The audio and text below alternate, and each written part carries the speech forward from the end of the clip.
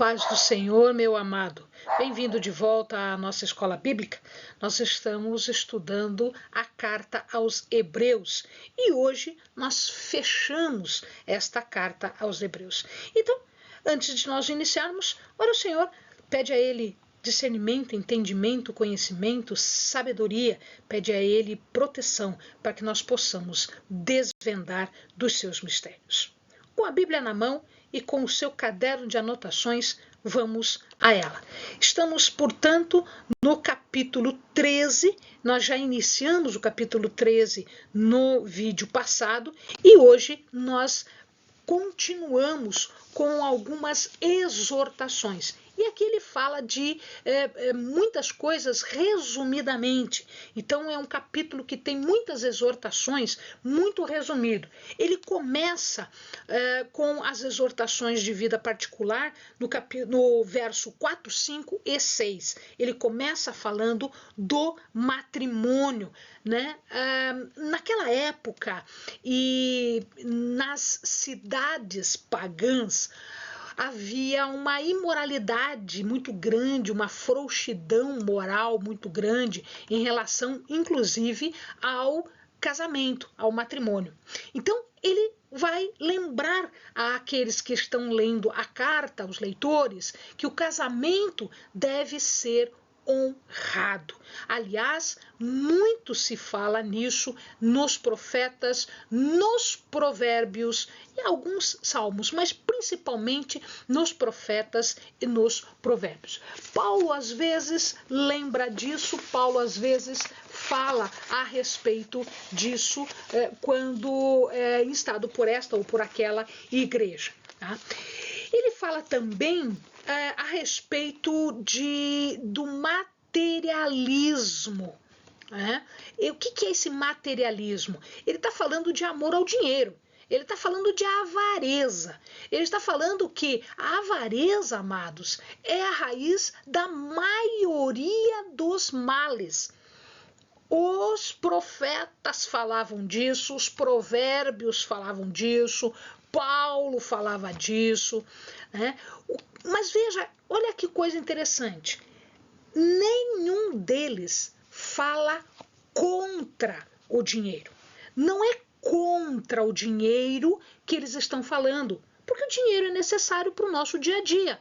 Nós temos retribuição justa pelo nosso trabalho, nós compramos as coisas que precisamos, nós pagamos as pessoas pelo seu próprio trabalho, ou seja, isto não é errado. O que é errado é ter amor pelo dinheiro. Ter o dinheiro como uma finalidade em si mesmo. Eu só penso no dinheiro. Eu tenho o suficiente para viver, mas eu quero mais. Tá? Então, esta avareza é que era combatida por eles, né? Tendo, né, o que sobreviver, nós estamos bem. Não há necessidade de fazermos de tudo, inclusive o errado, para termos mais dinheiro. Né? Então, ele fala, né, seja a sua vida sem avareza, contentando com o que tendes, né? Porque o Senhor, ele dá uma salvaguarda. Ele diz, não te deixarei, nem te desampararei. O Senhor é o meu auxílio, não temerei o que me poderá fazer o homem. Esse é o 5 e o 6. Então, ele não vai nos desamparar. Nós temos que reconhecer que Deus é que está conosco, e isto é importante, não é o dinheiro. O dinheiro é relativo, né? E aqui nós temos uma questão interessante. Eu posso me apropriar destas palavras do Salmo? Pode, você pode. Não te deixarei, nem te desampararei. Né? O Senhor é meu auxílio, não temerei o que me poderá fazer o homem. Eu posso me apropriar do Salmo, posso. Os cristãos podem se apropriar daquilo que está no Antigo Testamento, porque nós sabemos que Deus é imutável, o caráter de Deus é eterno, ele é o mesmo ontem, hoje e será sempre. E se ele diz que é o auxílio daquele povo lá de trás, ele é o auxílio deste povo de hoje e será o auxílio do povo de amanhã. Será o teu auxílio hoje, amanhã, como ele foi. Então, Deus é o auxílio, eu posso dizer, não preciso temer, não preciso ter medo de nada. O que o homem pode fazer contra mim? Em seguida, ele passa a falar da vida religiosa. Então, ele usa o verso 7, 8 e 9 para falar sobre isso. E ele fala primeiro sobre os guias. Guias que vos falaram a palavra de Deus. Então, aqueles que eram os fundadores da igreja. Então, o que ele está falando, os que já morreram eram provavelmente aqueles que construíram a igreja aonde eles estavam. Nós não sabemos onde os hebreus estavam, mas lá onde eles estavam, eles eram cristãos. E, portanto, alguém foi lá partilhar a palavra de Deus, de Cristo, com eles. Então, eles eram os fundadores da igreja. Lembrar, né? Porque nós temos que colocar em evidência os exemplos positivos. Estes exemplos positivos devem nos influenciar. Os líderes que trouxeram uma mensagem de Deus, a verdade sobre a palavra de Deus, estes devem ser levados em consideração. A sua maneira de viver, o seu estilo de vida, o seu proceder, né? Então, imitai-lhes. O verso 7 diz, imite-os na fé. E aí ele fala de novo, Jesus é o mesmo, ontem, hoje e eternamente. Será para sempre. Aquilo que nós falamos agora há pouco, então nós repetimos, né, que ele é o mesmo ontem, hoje e para sempre.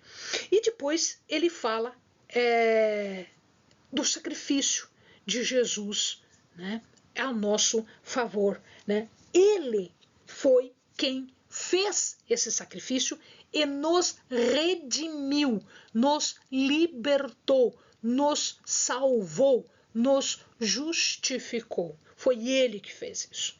Esta é a mensagem principal. Qualquer outra mensagem que desdiga isso é heresia. Então, não se deixe envolver, diz o verso 9, por doutrina estranha. Né? O coração ele deve estar firme, ele deve estar fortificado com a graça de Deus. Portanto, a intercessão que que Jesus está fazendo agora diante de Deus. Olha que coisa interessante. Existem 3 momentos em que nós podemos considerar que Jesus é o mesmo ontem, hoje e sempre. Ontem, ele fez o ato de justificação, de salvação. Hoje, ele faz uma intercessão sobre nós, a nosso favor diante de Deus. E no futuro ele virá e estará conosco no julgamento, portanto, a consumação futura. Existe um perigo real? Sim. O perigo real está no 9, que é o ensino falso, a heresia. Tá? Então, este é o perigo real, de se deixar envolver por uma doutrina estranha. Portanto, ele diz, fortifique-se no Senhor. Os leitores, portanto, são advertidos a não se desviar. E a razão para isso está na dependência de Deus, fundamentado na graça. Não nos alimentos, não naquilo que eles falam que é contrário, não nas doutrinas heréticas, não nas outras coisas. Deus é o nosso fundamento, a graça de Deus, a salvação que Deus nos trouxe, o amor de Deus, isso tudo é o que nos mantém e é o que nós temos que ter vivos na nossa mente. Né? Não é a questão física, não é questão física, não é a questão material, não. Nós devemos levar em consideração o que é espiritual. Portanto, o andar errôneo não é proveitoso. Ele diz, né, que não trouxeram proveito nenhum aos que com eles se preocuparam, diz o verso 9. A partir do verso 10 até o verso 16, ele trata de um outro assunto. Ele trata de um outro altar. Possuímos um altar, ele fala, que não tem direito de comer os que servem no tabernáculo. Então, o que ele está falando aqui? Bom, no tabernáculo eram feitos os sacrifícios. Alguns sacrifícios eram queimados totalmente em honra ao Senhor. Alguns sacrifícios eram compartilhados pelos sacerdotes e pelo ofertante, pelas pessoas que levavam a oferta. Uma das festividades onde isso acontecia era a própria Páscoa. Na Páscoa, eles compartilhavam a comida sacrificial. Né? Matava-se o cordeiro era oferecido, portanto, era comido e o resto era queimado. Então havia um compartilhar da comida sacrificial, por exemplo, na Páscoa. O que acontece agora? Que nós temos um altar com uma festa exclusiva nossa, que é uma festa e um altar exclusivo para os cristãos. O que ele está falando de altar? A gente faz sacrifício? Não, esse altar aqui é um simbolismo. Esse altar, ele está falando de todos os benefícios que antes os sacrifícios traziam. Agora nós temos esse altar. É um simbolismo daquilo que o que Cristo fez para nós e os benefícios que Cristo fez para nós e que são eternamente acessíveis. Não há necessidade de esperarmos esta festa, aquela festa. Nós temos um compartilhar constante com o Senhor. Portanto, ele dá essa comparação aqui, né? E ele fala dos sacrifícios que eram queimados, inclusive eram queimados fora do arraial. O cristão, então, ele deve ter na cabeça dele que todos os benefícios do sacrifício de Cristo estão conosco. Né? O alimento material é uma coisa, aquilo que se fazia lá no antigo Israel. Mas o alimento espiritual é outra coisa. Portanto, aqui esse altar é um termo geral, ele é um simbolismo para os benefícios de tudo que Cristo fez a nosso favor, da sua morte sacrificial por nós. E ele traz agora um link, uma vinculação deste direito, deste sacrifício com a fé. A fé aqui, mediante a graça, nos dá um direito, né, de participar à mesa do Senhor. Quem não tem fé não participa da mesa do Senhor, não participa do sacrifício do Senhor. Né? Aqui ele compara, então, quando os animais eram queimados, eram sacrificados, e eles eram queimados, inclusive, fora do arraial, porque eles eram pecado, e eles estavam sendo queimados exatamente pelo pecado. E aí ele quer contrastar, ele quer fazer uma comparação com aquilo que nós, cristãos, recebemos. Tá? por isso que ele faz esse falar de sacrifícios e de altar. Existe um paralelo com Jesus? Claro que sim. O Jesus, ele morre, ele é dado em sacrifício, o Cordeiro Santo que morreu por nós, na Páscoa, inclusive. Então, o propósito de Cristo era santificar o seu corpo. E olha que coisa interessante, é que quando Cristo morreu, ele morreu fora do arraial, ele morreu fora da cidade, fora dos muros da cidade. Naquela época, os muros eram mais próximos e onde Jesus morreu, o Gólgota, ficava fora da cidade, fora dos muros, né? Então, Jesus também sofreu fora da porta de Jerusalém. Então, tanto o derramamento de sangue quanto o sofrimento faz parte, né, dessa obra que Jesus fez. Mas o sacrifício de Jesus, ele volta a falar sobre isso, é superior, porque ele foi perfeito. E o propósito era exatamente santificar o seu povo. Então, ele faz um apelo, né? Para que se identifiquem com Cristo. Identificar totalmente com Cristo e saiamos, diz ele, né?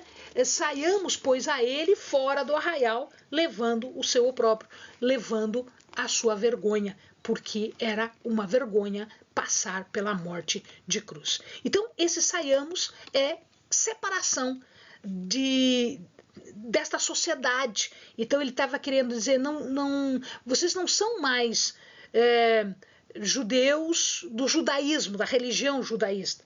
Vocês são cristãos. Então se identifique com Cristo. Não há mais esse sacrifício do tabernáculo. Existe um sacrifício que Cristo fez, que foi único. Então eles estão convidados a deixar o judaísmo e se identificar com Jesus, assim como nós somos convidados a deixarmos o paganismo ou qualquer outra religião que nós tínhamos antes e nos endereçarmos agora, nos vincularmos agora com o cristianismo. Portanto, nós devemos estar dispostos a levar esta vergonha, este vitupério, este opróbrio, ele fala de opróbrio, né? Opróbrio é vergonha, né? Então, esse uso figurado, né, dos homens de sair para se identificar claramente. Então, o que nós temos aqui é exatamente isso. Ou nós estamos dentro, ou nós estamos fora. Ou nós estamos na religião do judaísmo, como o autor da carta aos Hebreus estava dizendo para eles, ou nós estamos fora, nós estamos com Cristo na cruz, nós estamos no cristianismo. Tá? Então a cidade aqui, né, ela envolve uma outra situação. Quando ele fala no 14, pois não temos aqui cidade permanente, mas buscamos a vindoura, ele está falando dessa Jerusalém celeste, que ele falou agora há pouco. Agora há pouco ele falou dessa Jerusalém celeste, então ele está repetindo a história aqui. Nós temos uma cidade que é uma cidade espiritual, uma cidade de comunhão, de um ideal de fé cristã com Cristo, com o Senhor. Cristo ofereceu a si mesmo, portanto, o seu sacrifício foi muito superior. O que ele está pedindo é que o crente deve oferecer sacrifício de louvor por meio de Jesus, porque é através de Jesus que os nossos louvores e os nossos sacrifícios, né, no caso, o sacrifício de louvor, é aceitável. Aquilo que procede dos lábios, né, ali, 15, ofereçamos sempre por meio dele a Deus sacrifícios de louvor, que é o fruto de lábios que confessam o seu nome. Então, se nós estamos acostumados a reconhecer a Deus, constantemente cantando os seus louvores, nós simplesmente estamos fazendo sacrifício de louvor. E lembrem-se que a boca fala daquilo que o coração está cheio. Então ele fala aqui, né, um sacrifício mais prático, a koinonia, que é essa união, que é esta comunhão, é esse compartilhar, é a comunhão cristã, é a prática do bem, a ideia, né, de que eu não posso negligenciar a responsabilidade social para com os meus irmãos. Estes sacrifícios são sacrifícios de louvor, são as obras sociais. Uma atitude, portanto, responsável também para com os guias. Então, agora vamos para as palavras finais até o verso 25. E ele lembra de novo os guias, que obedeçam os guias, submetam-se aos guias. Por quê? Porque este guia, este líder, ele tem uma responsabilidade, tem uma função.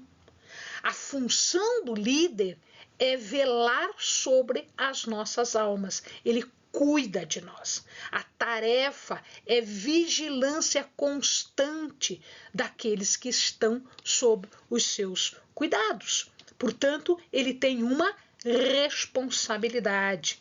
Eles devem aceitar a responsabilidade porque eles têm autoridade. E eles são conclamados, então, a cumprir essa sua tarefa com alegria, para que nós também possamos partilhar das bênçãos quando eles fazem isso com alegria. O cristão estava convicto da importância da oração, então ele pede para que façam oração. Façam a oração por ele e uns pelos outros. Então ele, orai por nós. Aliás, Paulo sempre pedia isso. Os escritores do Novo Testamento, sempre quando fechavam as suas cartas, pediam oração. Eles oravam pelo povo e pediam para que o povo orasse por eles. Deus aqui agora é descrito como o Deus da paz. A paz que ele traz por si mesmo, por ele ser de paz, como também aquele que promove a paz no corpo da igreja. Fala também sobre um Jesus que é o nosso pastor, o grande pastor, né? Que nunca deixou de apelar, de orar enquanto ele estava aqui e agora interceder por nós em todo o tempo diante de Deus. Né?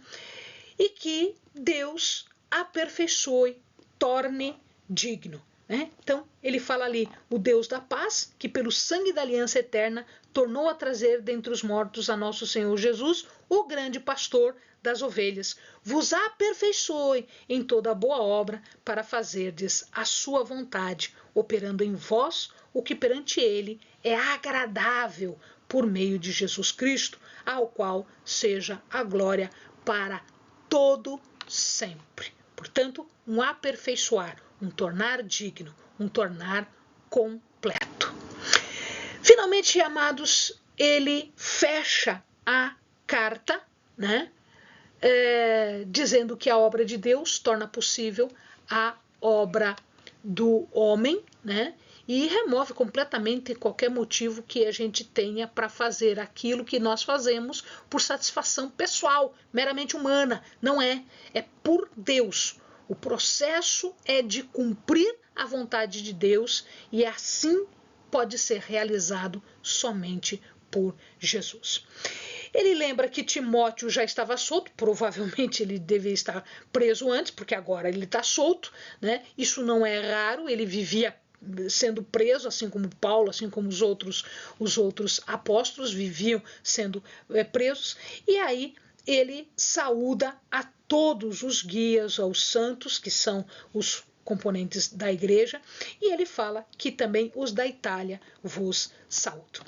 Amados, que a graça seja com todos. Bons estudos. Amém?